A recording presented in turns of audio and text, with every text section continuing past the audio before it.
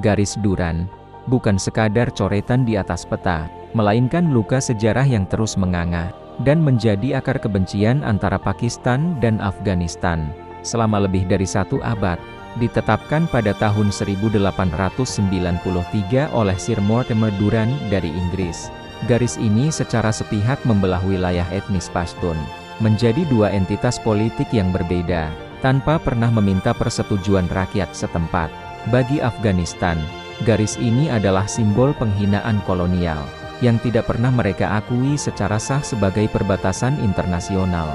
Sementara bagi Pakistan, garis ini adalah batas kedaulatan mutlak, yang menjadi fondasi keamanan nasional mereka. Ketidakkonsistenan pengakuan atas batas wilayah ini menciptakan ketegangan abadi yang melintasi berbagai rezim, mulai dari era kerajaan, republik, hingga kekuasaan Taliban saat ini.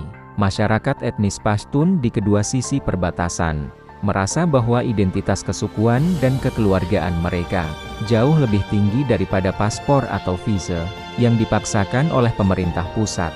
Upaya Pakistan untuk membangun pagar kawat berduri sepanjang ribuan kilometer seringkali disambut dengan perlawanan fisik dan penghancuran oleh pasukan perbatasan Afghanistan yang menganggap tindakan tersebut sebagai pencaplokan lahan secara ilegal. Kita harus melihat secara kritis bahwa garis Duran adalah bom waktu geopolitik yang sengaja ditinggalkan oleh Imperium Inggris untuk menjaga agar kawasan Asia Selatan tetap tidak stabil.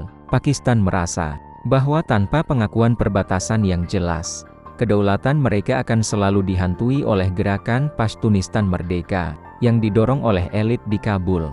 Di sisi lain, Afghanistan memandang setiap jengkal pagar yang dibangun Islamabad sebagai upaya untuk memisahkan jutaan keluarga dan menghapus sejarah panjang kedaulatan wilayah mereka yang asli.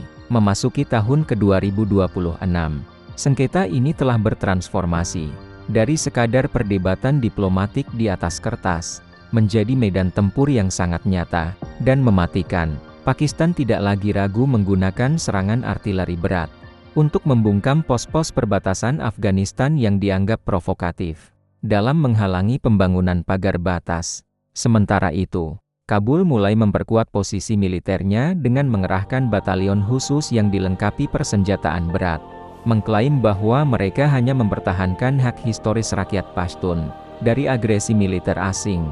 Puncak dari segmen ini adalah kesadaran bahwa selama garis Duran tidak disepakati secara final, perdamaian antara kedua negara ini hanyalah fata morgana yang mustahil digapai.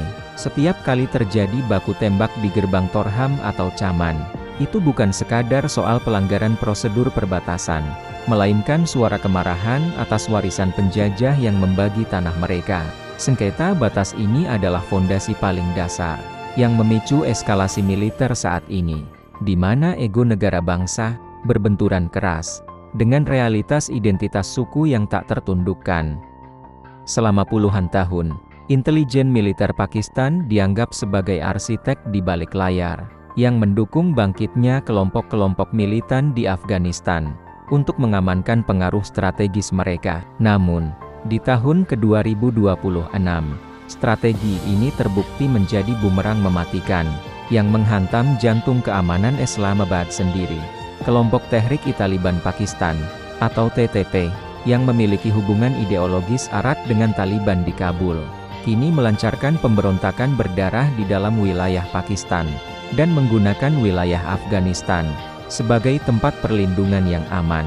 Pakistan merasa dikhianati oleh sekutu lama mereka di Kabul yang kini berkuasa, karena Taliban Afghanistan dianggap membiarkan TTP menggunakan tanah mereka untuk menyerang militer Pakistan. Islamabad berulang kali menuntut agar Kabul menindak tegas kelompok militan tersebut. Namun jawaban dari Kabul selalu diplomatis, namun kosong secara tindakan nyata. Dilema ini menempatkan Pakistan dalam posisi yang sangat memalukan. Mereka yang dulu membantu Taliban berkuasa, kini justru menjadi target utama dari kelompok-kelompok yang berlindung di bawah naungan kekuasaan Taliban tersebut. Ketidakmampuan atau ketidakinginan Taliban Afghanistan untuk mengusir TTP menciptakan kemarahan besar di kalangan militer Pakistan, yang kini kehilangan ribuan prajurit akibat serangan lintas batas. Pakistan mulai menuduh bahwa Kabul secara sengaja memelihara TTP sebagai alat tawar politik, atau kartu as, untuk menekan Pakistan dalam sengketa perbatasan. Hal ini memicu perubahan paradigma di Islamabad, dari yang sebelumnya mendukung Taliban, kini beralih menjadi kekuatan yang secara agresif melakukan serangan udara ke dalam wilayah kedaulatan Afghanistan, untuk menghancurkan sarang-sarang militan. Kritik tajam muncul terhadap kebijakan luar negeri Pakistan, yang dianggap terlalu lama bermain api dengan kelompok radikal, demi kepentingan geopolitik jangka pendek terhadap India. Sekarang, api tersebut telah menjalar luas, dan membakar stabilitas internal mereka sendiri, memaksa militer Pakistan untuk berperang di dua front sekaligus. Afghanistan di bawah Taliban pun tidak tinggal diam. Mereka menganggap serangan udara Pakistan sebagai pelanggaran kedaulatan yang tidak bisa ditoleransi, dan mulai membalas dengan tembakan mortir ke arah kota-kota perbatasan Pakistan, memperburuk krisis kemanusiaan yang ada. Pengkhianatan aliansi ini menandai berakhirnya era kedalaman strategis, yang selama ini diagung-agungkan oleh elit militer di Islamabad.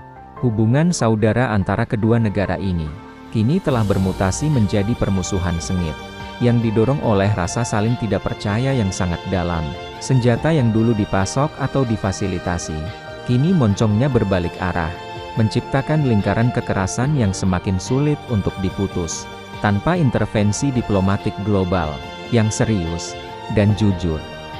Selama puluhan tahun, intelijen militer Pakistan dianggap sebagai arsitek di balik layar, yang mendukung bangkitnya kelompok-kelompok militan di Afghanistan, untuk mengamankan pengaruh strategis mereka. Namun, di tahun ke-2026, strategi ini terbukti menjadi bumerang mematikan, yang menghantam jantung keamanan Islamabad sendiri.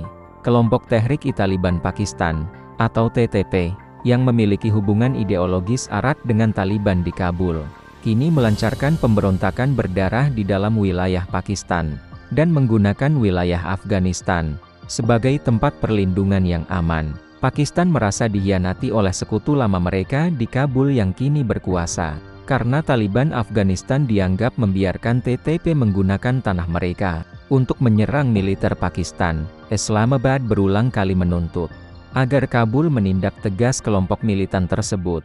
Namun jawaban dari Kabul selalu diplomatis, namun kosong secara tindakan nyata.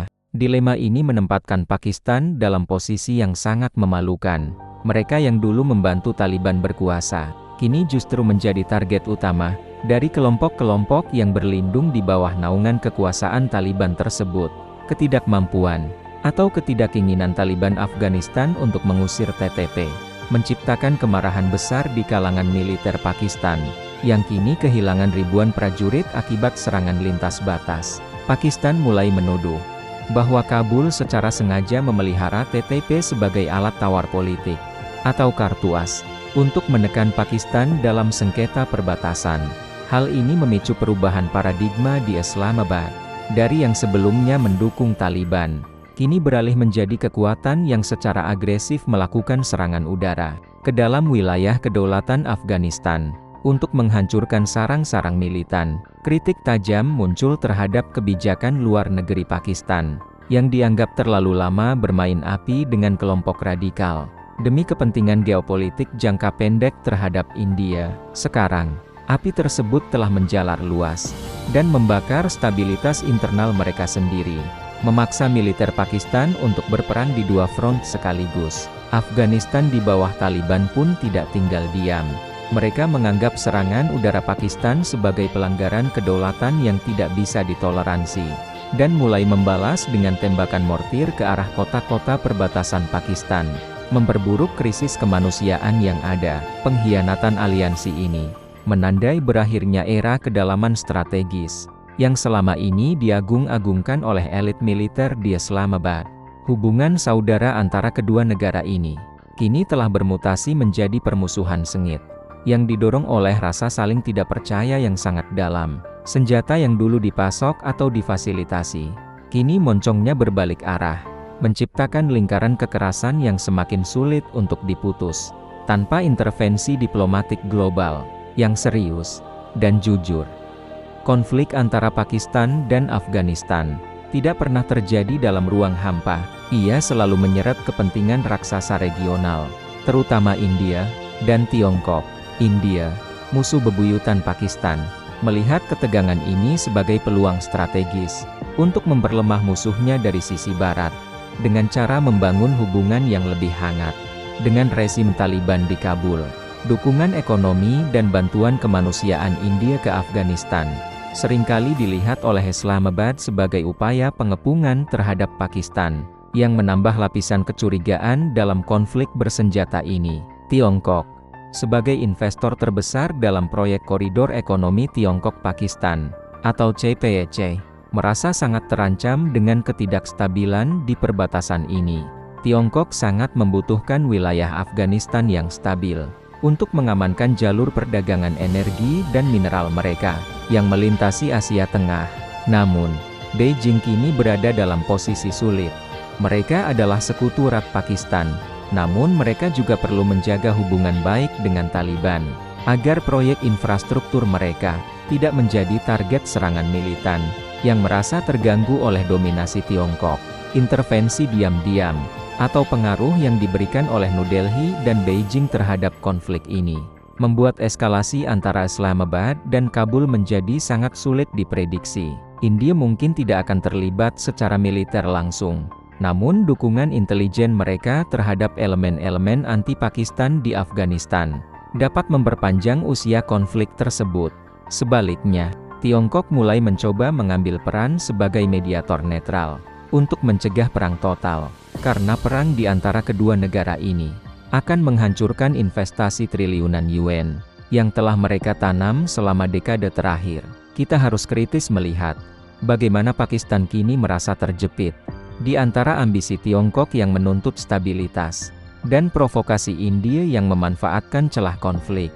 Afghanistan pun mulai bermain cantik di antara kekuatan besar ini, menggunakan kedekatan mereka dengan India sebagai daya tawar untuk menekan Pakistan agar menghentikan agresi militernya. Dampaknya, Asia Selatan kini menyerupai Tong Mesiu, di mana percikan api kecil di perbatasan Duran bisa memicu ledakan besar yang melibatkan kekuatan nuklir dan ekonomi dunia. Ketidakstabilan ini juga mengancam pasokan energi global dan jalur perdagangan darat yang menghubungkan Asia Tengah dengan pelabuhan-pelabuhan di Samudera Hindia. Jika perang pecah sepenuhnya, bukan hanya jutaan pengungsi yang akan membanjiri kawasan, tetapi juga rute perdagangan Belt and Road Initiative akan lumpuh total. Asia Selatan kini berada di persimpangan jalan paling berbahaya dalam sejarah modernnya, di mana perselisihan antara dua saudara bisa menjadi katalisator bagi krisis keamanan global yang jauh melampaui batas-batas wilayah mereka. Puncak dari seluruh eskalasi ini adalah potensi pecahnya perang total, yang tidak hanya menghancurkan Pakistan dan Afghanistan, tetapi juga menyeret seluruh Asia Selatan ke dalam lubang hitam konflik. Skenario terburuk di tahun ke-2026 menggambarkan sebuah perang yang akan meruntuhkan ekonomi Pakistan yang sudah rapuh, dan membuat Afghanistan kembali ke masa kegelapan kemanusiaan yang lebih parah. Jika Islamabad memutuskan untuk melakukan invasi darat skala besar, mereka akan menghadapi taktik gerilya pegunungan yang telah teruji selama ribuan tahun, menciptakan rawa peperangan yang tak berujung. Runtuhnya hubungan Islamabad-Kabul akan menjadi kemenangan bagi kelompok-kelompok ekstremis yang berkembang dalam kekacauan. Kelompok seperti ISIS Khorasan akan memanfaatkan perang antara kedua negara muslim ini untuk memperluas kekhalifahan mereka, menyerang kedua belah pihak, dan menciptakan teror yang menyebar hingga keluar kawasan. Ledakan Asia Selatan ini akan memicu krisis pengungsi terbesar dalam sejarah, yang akan memberikan beban luar biasa bagi Iran, negara-negara Asia Tengah, hingga ke daratan Eropa, menciptakan ketidakstabilan sosial global yang masif. Lebih jauh lagi, perang ini berisiko memicu penggunaan senjata non-konvensional. Jika Pakistan merasa kedaulatan nasionalnya terancam secara eksistensial oleh infiltrasi besar-besaran atau sabotase strategis, meski Afghanistan tidak memiliki senjata nuklir, kekacauan di Pakistan dapat membahayakan keamanan hulu ledak nuklir mereka. Sebuah mimpi buruk bagi komunitas internasional. Puncak konflik ini bukan lagi soal garis Durand atau kelompok TTP, melainkan soal keamanan global, di mana kegagalan negara di Asia Selatan akan memiliki efek domino yang tak tertahankan bagi stabilitas dunia. Kritik penutup bagi kita di Geonusa Journal adalah bahwa kekerasan militer tidak akan pernah bisa menyelesaikan sengketa identitas dan perbatasan yang telah berakar selama 1 abad. Baik Islamabad maupun Kabul harus menyadari bahwa mereka sedang berjalan menuju jurang kehancuran bersama jika terus mengedepankan ego militeristik daripada dialog yang jujur, tanpa ada pengakuan yang adil atas hak-hak etnis Pashtun dan kesepakatan perbatasan yang dihormati bersama. Maka Asia Selatan akan terus menjadi panggung tragedi, di mana saudara akan selalu berakhir menjadi lawan. Di medan laga, masa depan Asia Selatan kini bergantung pada seutas benang tipis diplomasi, yang hampir putus oleh dentuman meriam dan deru mesin drone.